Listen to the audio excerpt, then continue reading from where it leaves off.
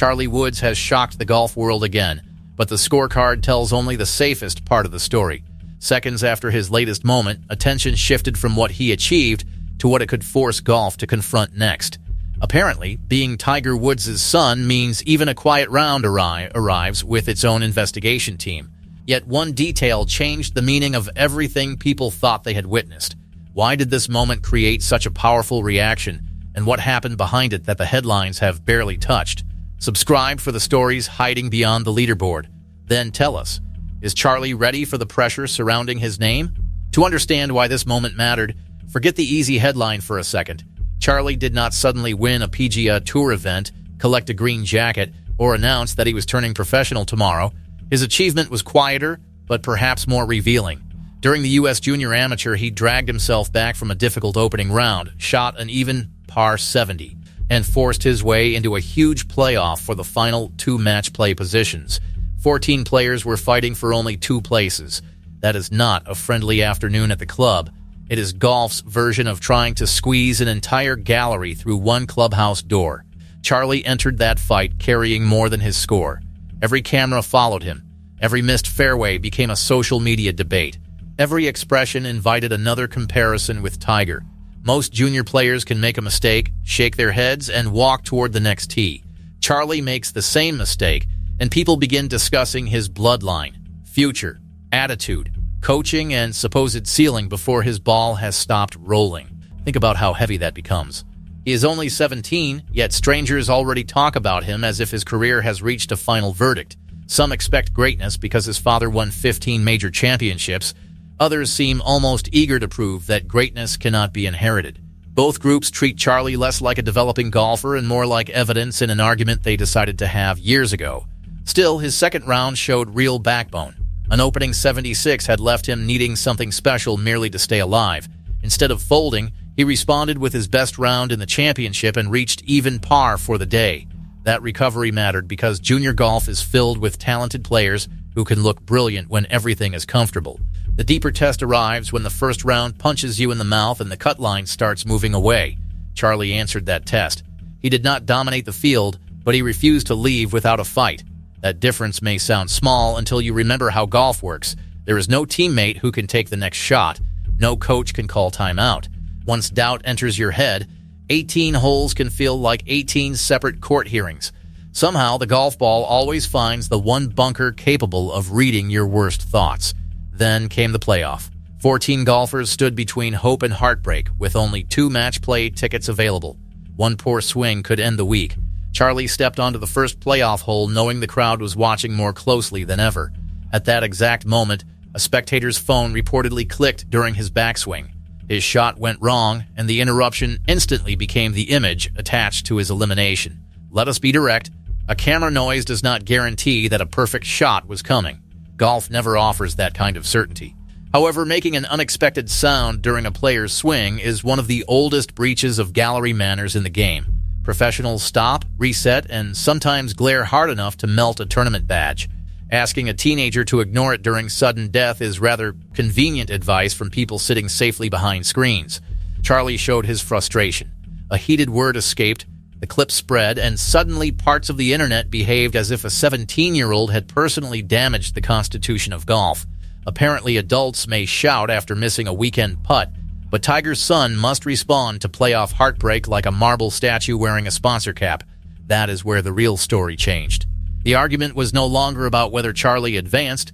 It became a test of whether golf can watch him develop without trying to control every human reaction. His disappointment was real because the chance was real.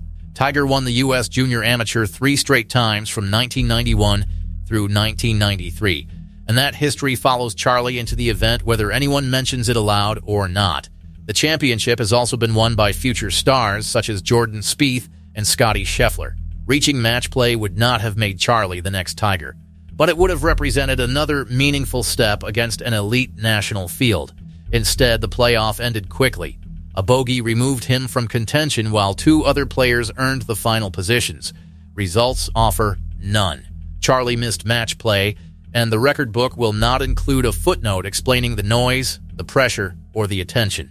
Yet development is not always measured by the final line. Sometimes it appears in the fight required to reach the line at all. That fight became even more important after his next major junior appearance. At the Junior PGA Championship, Charlie opened with a 3 over 75, then recovered with a 2 under 70 to survive the first cut. Once again, he placed himself in danger and answered with a better round. Once again, the comeback created hope. However, a 5 over 77 in round 3 dropped him below the second cut, leaving another painful result beside his name. Critics saw inconsistency. Supporters saw resilience mixed with the normal mistakes of a young golfer. Both descriptions contain some truth. Charlie can produce birdies, strong iron shots, and stretches of impressive control. He can also lose momentum quickly, especially when one mistake becomes 2 or 3. During that third round, trouble on the back 9 turned a competitive week into an early exit. Golf is rude like that. It lets you spend 2 days building a house, then sends one double bogey through the front door with a bulldozer. Here is what people keep missing. Inconsistency at 17 is not a scandal. It is development. Junior leaderboards are filled with players whose games change from month to month. Bodies grow, swings adjust, confidence moves, and school remains part of life. Charlie's difficulty is that ordinary development becomes extraordinary content because his last name guarantees clicks. His commitment to Florida State for 2027 added another layer. Rather than following Tiger's Stanford path, Charlie chose his own college destination. That decision may look simple, but symbolically it matters. The easiest marketing story would have been father goes to Stanford, son goes to Stanford, cameras recreate old photographs, and everyone enjoys a neat family sequel. Charlie selected a different fairway. Florida State offers a strong golf program, a competitive environment, and room for him to build an identity that does not depend entirely on copying Tiger. Of course, escaping the comparison will never be possible. Every driver swing, fist pump, red shirt, and Sunday expression will invite the same question. Still, choosing a separate route shows that Charlie is not merely walking behind his father while stepping into the same footprints. So why did one junior moment shake the wider golf world?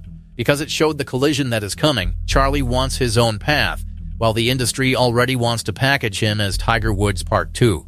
The PGA Tour has every reason to watch. Golf is searching for the next figure who can pull casual viewers toward a leaderboard.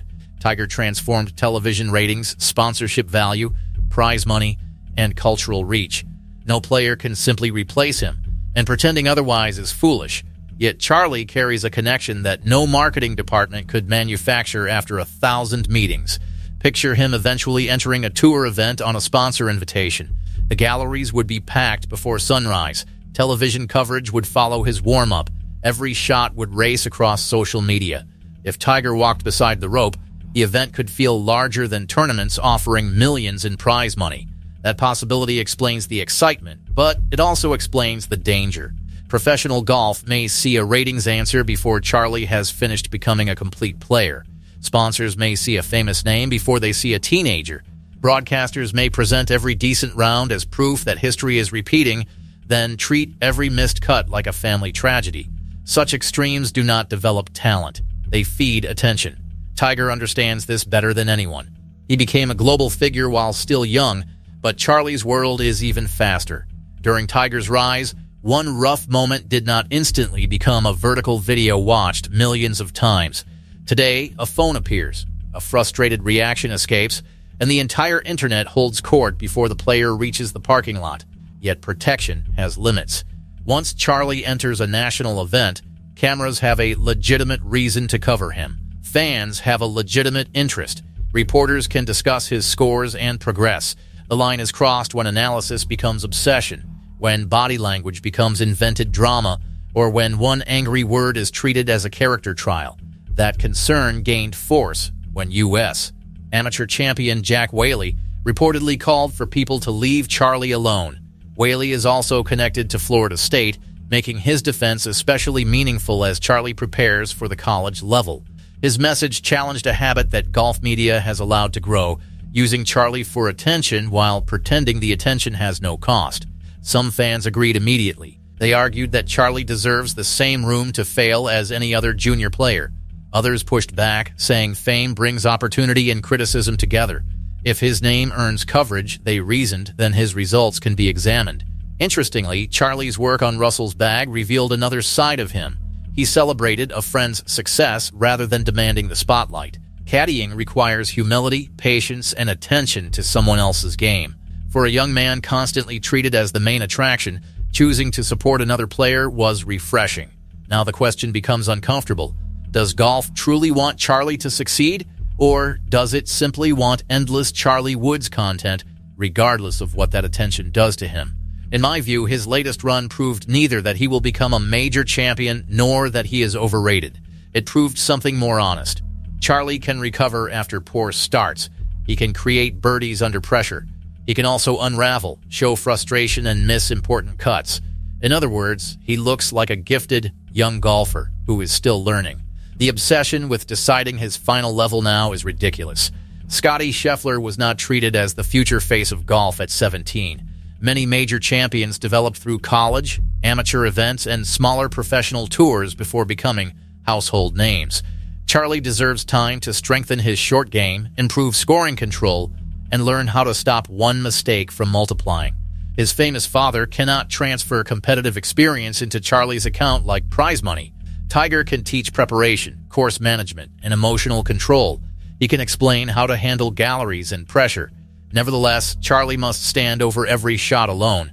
Golf respects bloodlines only until the club meets the ball. That reality may ultimately protect him. Hype can secure invitations, followers, and sponsorships, but it cannot manufacture a score.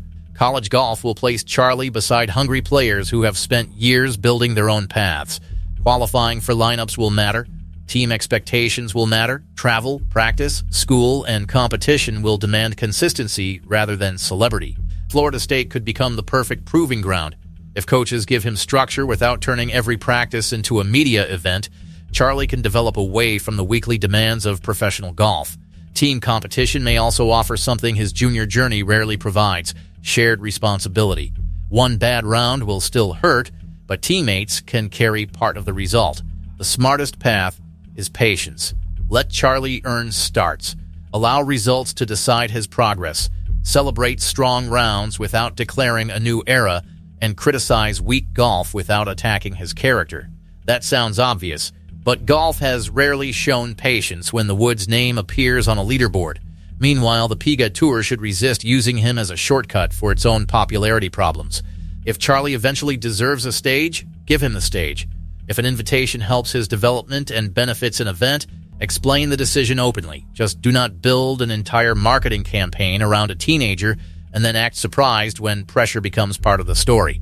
Golf's leaders often speak about growing the game. Charlie can help because young fans recognize him, families follow his journey, and Tiger's legacy connects generations.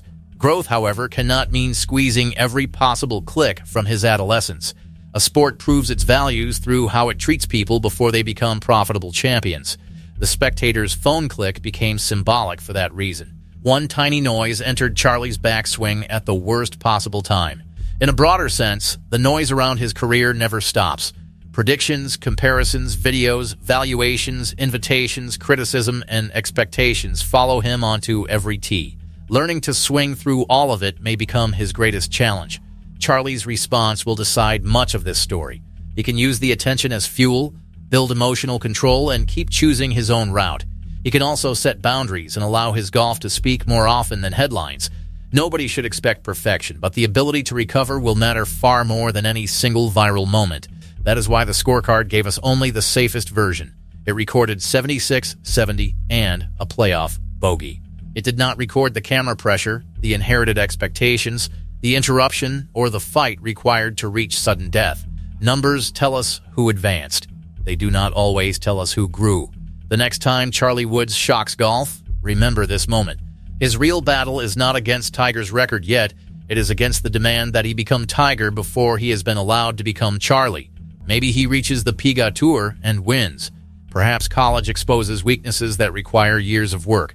Either outcome remains possible, and honest fans should be comfortable admitting that. Certainty makes a loud thumbnail, but patience builds a golfer. For now, Charlie has shown courage, talent, flaws, frustration, and independence.